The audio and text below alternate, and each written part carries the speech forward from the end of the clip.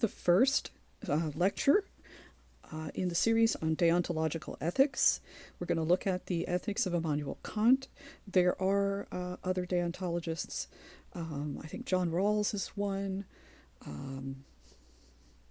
Frankena is another. Anyway, but in particular, we're going to focus on Immanuel Kant.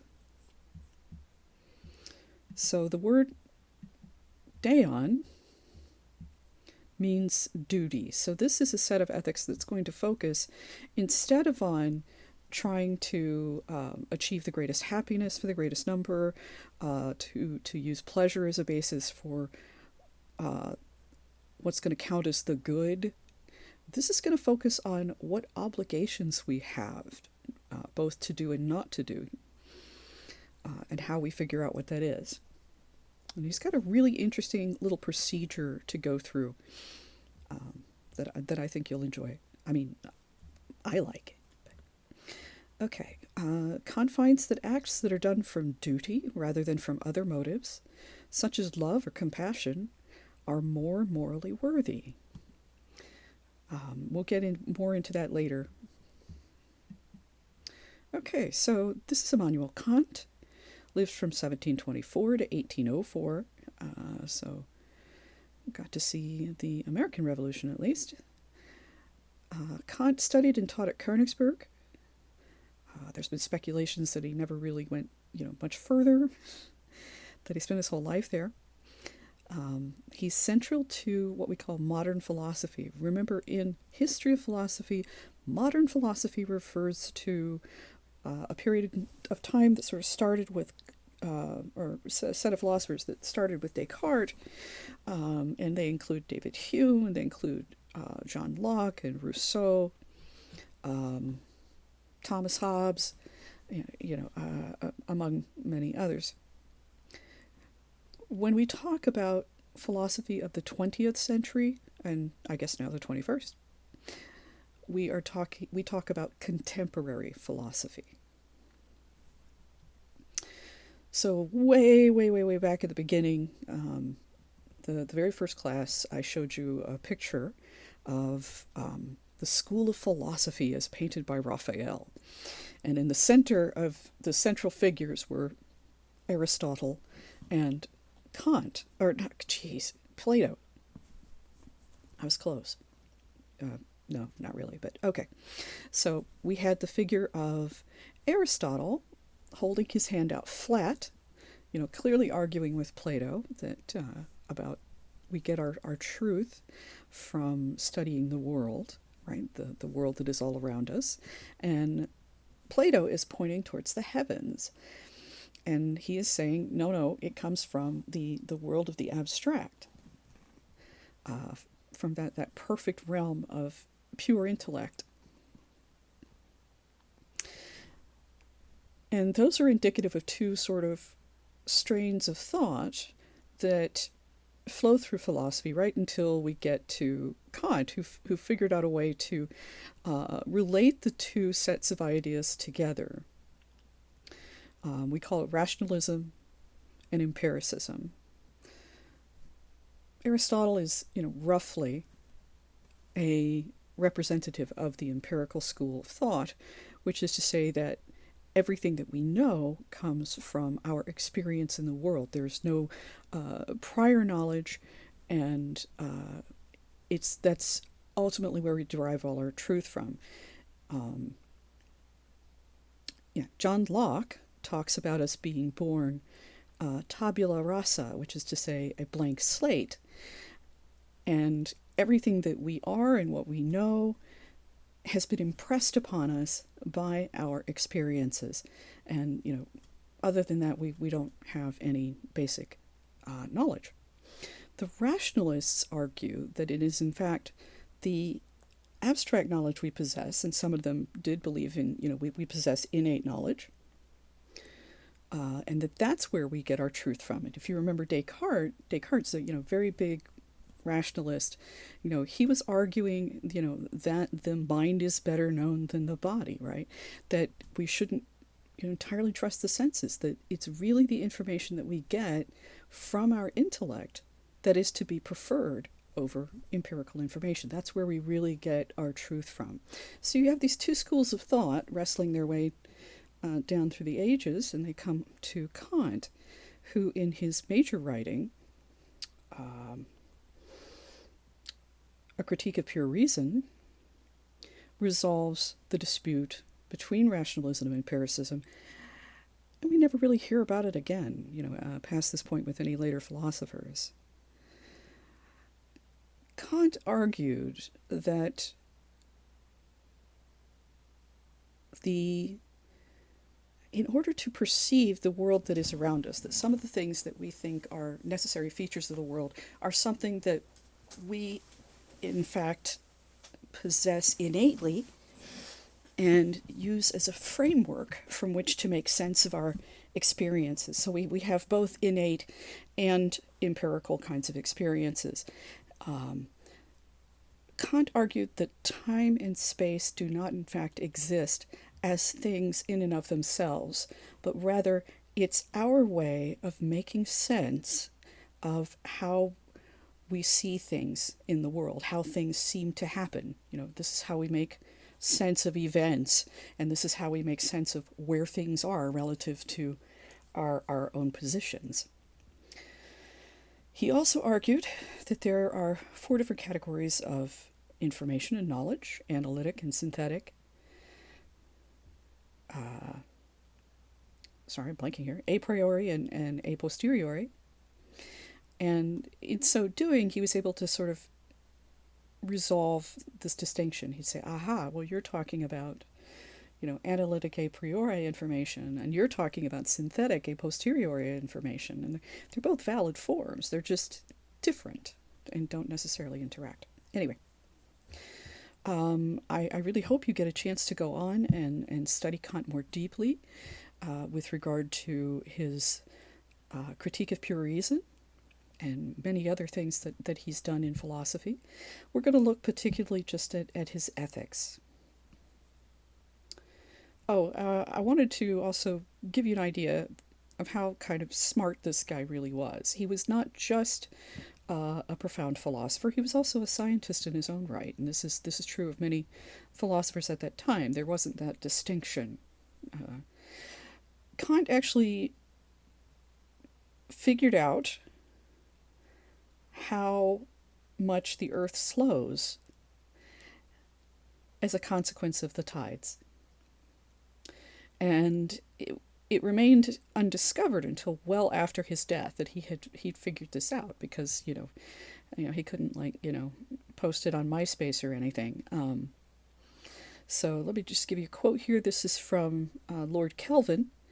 Kant pointed out into the middle of last century what had not previously been discovered by mathematicians or physical astronomers, that the frictional resistance against tidal currents on the Earth's surface must cause a diminution of the Earth's rotational speed.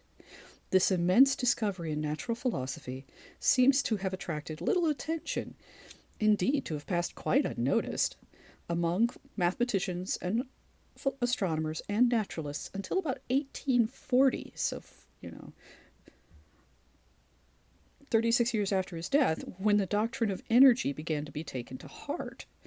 So, he very much was ahead of his time as far as making these observations went, but it was not known at the time. But just to say, this guy's really smart. There's just no doubt that this guy was probably one of the more interesting and intelligent people ever to walk the earth that we know of so far.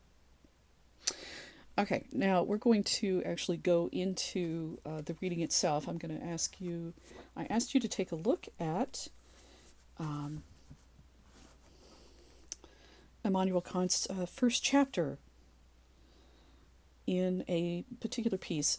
Oddly enough, and this runs me crazy, translators cannot agree on how to translate the title of this work. It is sometimes seen as, there it is, Foundations for the Metaphysics of Morals, Grounding for the Metaphysics of Morals, which is my translation, fundamentals for the metaphysics of morals. Let's see, foundations, fundamentals, groundings, groundworks for the metaphysics of morals. And it would seem to be that if there's one thing that we ought to agree upon, at least for the sake of consistency, it would be the title of the book.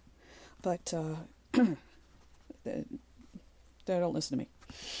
So, if you have a copy of this in your household, it may actually have a different title.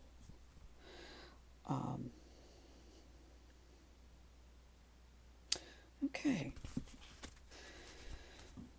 And before we launch into this, let me just kind of give you a why we study Kant. I mean, I think we study Kant because Kant's like really cool, and his technique for trying to get us to figure out what it is that we ought to do and ought not to do is really very clever, and it's a fun intellectual exercise. But beyond that, he's someone who really seriously strives at trying to find a way of settling exactly what it is we are to do in an absolutely unreproachable form, in something that we can't argue with. I would say he's like the most strict out of all the philosophers we're going to study with regard to ethics. And it's kind of fascinating. A little more background on Immanuel Kant, just to give you an idea where he's coming from.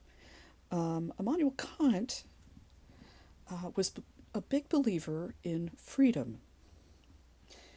But his version of freedom that was so important to him is that we should have the freedom to decide for ourselves what it is that we ought to do, independently of people saying, well, you have to do this because it's law. You have to do this because, your mom told you to do that, and your teacher told you to do that, and so on. He wants people to be able to reason for themselves. He wants to create a system that people can use their own reason to decide what the right thing is to do, that we are all going to be independent, autonomous agents deciding for ourselves what the right thing is to do. So hopefully the second thought that you're having about this is, well, wait a minute, if everybody decides for themselves what is the right thing to do independently of everybody else, we're going to have chaos, right? We're going to have all kinds of subjectivism and relativism. People are going to say, well, it's good for me to take all the nachos. I'm sorry, it's bad for you, but I'm focusing on what's best for me to do. That's, of course, not at all what he wanted. He is a very big believer in order in all things. So his technique to try and find those imperatives, try and find those duties that we ought to obey, is going to resolve this, how we should all come to the same conclusions independently of one another about what the right thing is to do. So, take a look at that. He was commanded by his emperor, I think Emperor Franz, to never write on religion. So, if you want to learn about his religious perspectives, you'll have to go someplace else. But he was raised as a pietist, within his family. He actually initially went to school to become a priest, but became fascinated with philosophy and mathematics, and came over to the dork side of the force. All right, so now we're going to focus on the reading, and start out with how, he set this up clearly in contrast to utilitarianism. Utilitarianism at this time, I don't think, was codified as well as, it comes to be with regard, after Bentham. But there was a kind of a loose sense of it that comes out of David Hume and I think Thomas Hobbes and some other philosophers. So he's going to kind of set his theory up in opposition, and for that matter, you have the Epicureans as well, that what makes something good is not going to be happiness or pleasure or something that we can measure. So the first and most important thing, and you know, you should get this from the reading, is the goodwill. The goodwill is the only thing of intrinsic worth, the only thing that is valuable in and of itself. So what is the goodwill? The goodwill is the intent to do good. You have to be motivated from that perspective, that you want to do the right thing. We can't really put that into somebody, but you know, it's a fundamental basis that we have to have.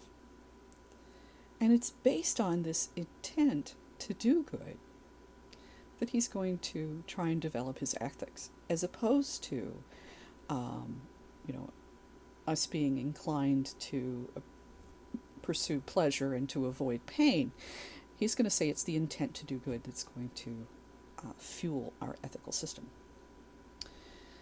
He says that there's other fine traits that a human being can have, such as intelligence and wit and so forth, but they only have instrumental worth, which means that they're only good for obtaining particular goals, and they can be both good and evil.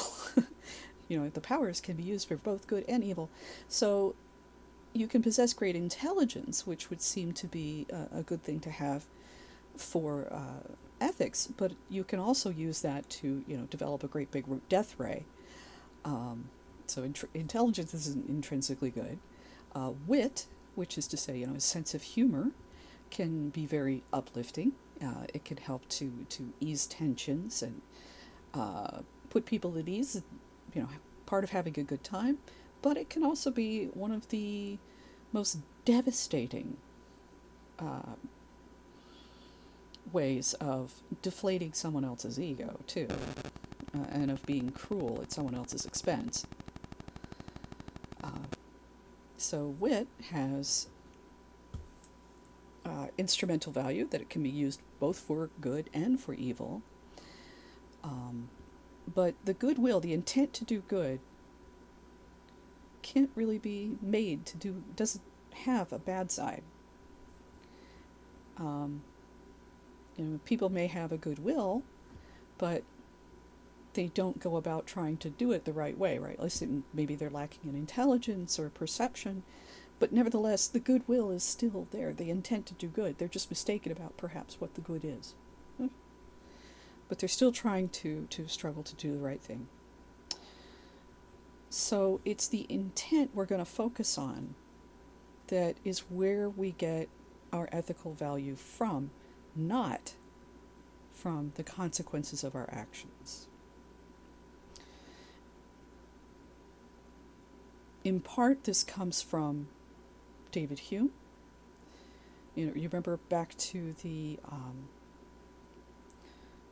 doctrine of necessity, where he says that, you know, we come to believe that one thing causes something else because we see them constantly happening in conjunction with one another, and we infer that there is a cause. These things cause one another. And Kant says, you know, he agrees with Hume on this. He says there's something here that we're never going to know with absolute certainty. And for that matter, it's something that we don't always have a lot of control over either, right? We, you know, and it seems that we ought to have a more dependable basis for our ethics than consequentialism.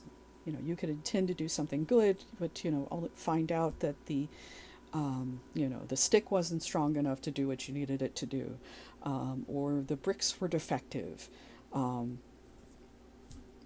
on and so forth. And so you have these consequences that are outside of your control of what it is you tried to do, but your intent is still good, and that's what is going to matter for Kant. Okay, so y'all should get that first part out of the reading.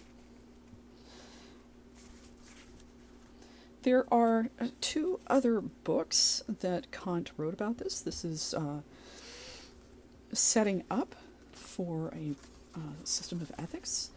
I think his second book was on grounding for is Metaphysics for Morals, is the second book. And then he did a book on practical reason, which actually is addressing ethics in the context of everyday life, you know, applying it to cases, as it were.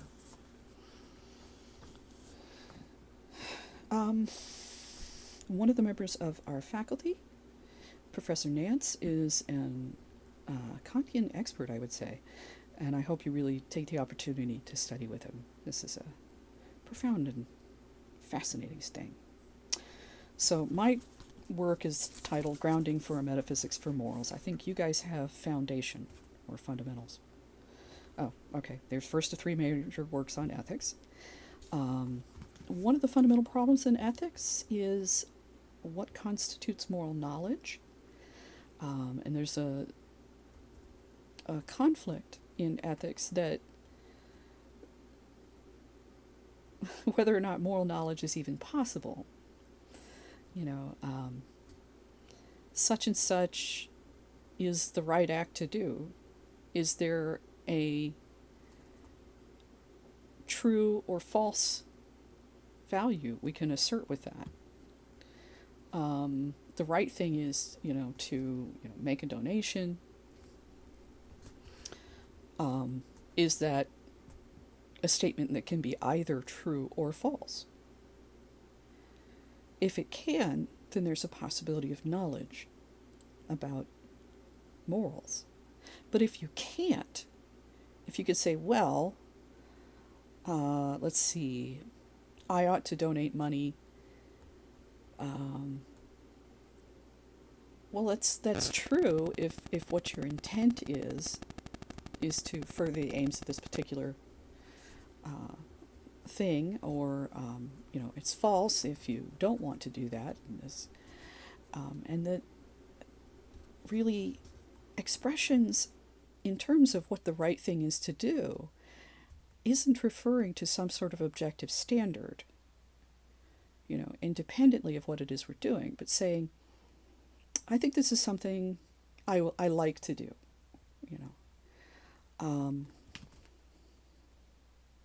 Thinking back to Euthyphro, if, both Plato was assuming that there was an objective standard for what things are good and what things are not, based off of his theory of the forms. And,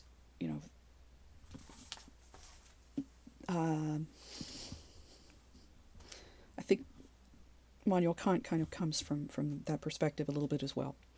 All right, but the first rule he's going to have is his system is kind of grounded in what we call the golden rule.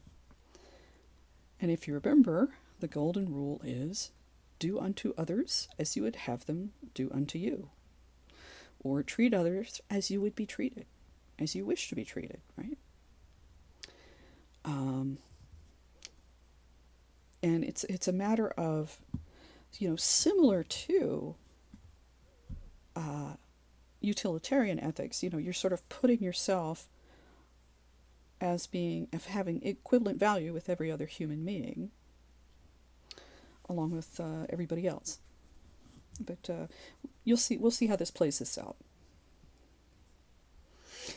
In this work, Kant doesn't really give us any categorical imperatives. He doesn't give us any of the universal maxims that we ought to follow. He gives us a means of determining what they are. Okay. Well, going back to this idea that he's responding to utilitarianism and, for that matter, consequentialism. He thinks that happiness is not a good basis for our ethical system. He said, if it's the case, if happiness were the sole aim of our persons, we would be motivated by instinct. We wouldn't even need rationality. If we were truly just motivated by pleasure and pain, we wouldn't need to be able to reason. We could just, I guess, pretty much live like dogs, just um, avoiding things we don't like and rejoicing in the things that we do, no matter what they are. You don't have to have a whole lot of rationality for that purpose. In fact, Kant argues that rationality is both unnecessary and even counterproductive to achieving happiness. You can see that when it comes to like overthinking things. Is this really a good day, or you know, is the weather really nice, or am I just assuming that it is? I don't know. Instead of just appreciating the day itself. So the rationality kind of gets in the way of it, and we are, at least at some level, rational beings. It seems to be a large part of what we're constituted to do. So, in Kant's view, that's more important than simply just being happy. He also makes an interesting argument. I think this is a little snarky, maybe. He says that without a good will, we are not worthy of pleasure. So, what he argues is that, and he says, if somebody has something happen to them of good fortune, they have a nice thing to happen to them, and they aren't a person that has goodwill, they're not a nice person, nobody's pleased by that. So, um, if you imagine somebody you don't like being blessed with good fortune, for instance, um, you wouldn't approve. And Kant thinks that's uh, part of a reason for being worthy of pleasure. That you have to have this goodwill. So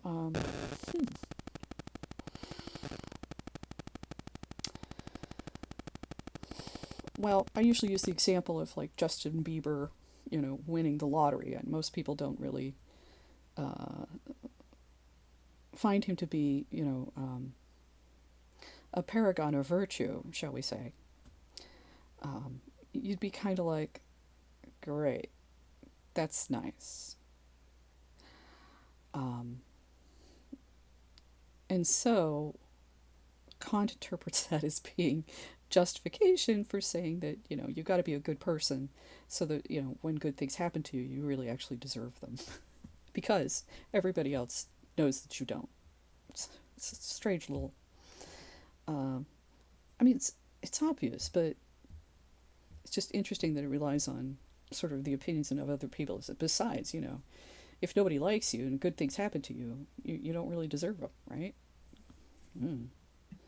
Okay, so I think I'm going to stop this here and then carry on with the next lecture. We're going to start with engaging in the procedure that Kant uses to determine what the right thing is to do. Let's see, I got this. And